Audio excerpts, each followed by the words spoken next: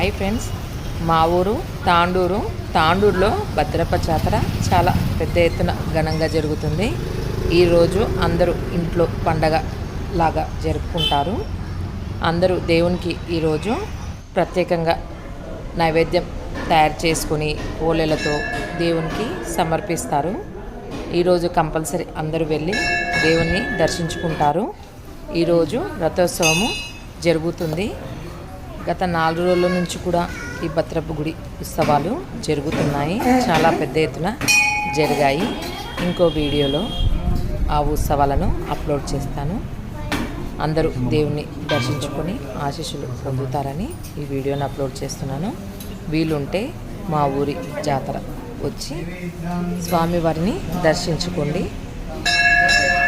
మేము ఈరోజు ఉదయమే స్వామివారిని ఇంట్లో అన్ని కార్యక్రమాలు పూజ అన్ని నిర్ణయించుకొని స్వామివారి గుడికి వెళ్ళి స్వామివారిని దర్శించుకొని అర్చన చేయించుకొని వచ్చాము.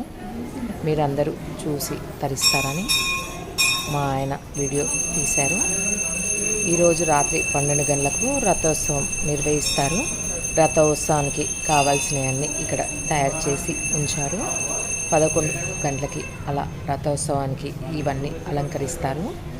సాయంత్రం 5 గంటలకి ఆ తర్వాత కలశంలో రథోత్సవానికి ఎక్కించి పూజలు నిర్వహిస్తారు. చాలా పెద్ద ఎత్తున ఘనంగా జరుగుతుంది. మా ఊరికి ఈ జాతర ఉన్నన్ని రోజులు చాలా ప్రతిరోజు పండగలాగా అనిపిస్తుంది. మా ఊరి వాళ్ళు చేసుకున్న అదృష్టము.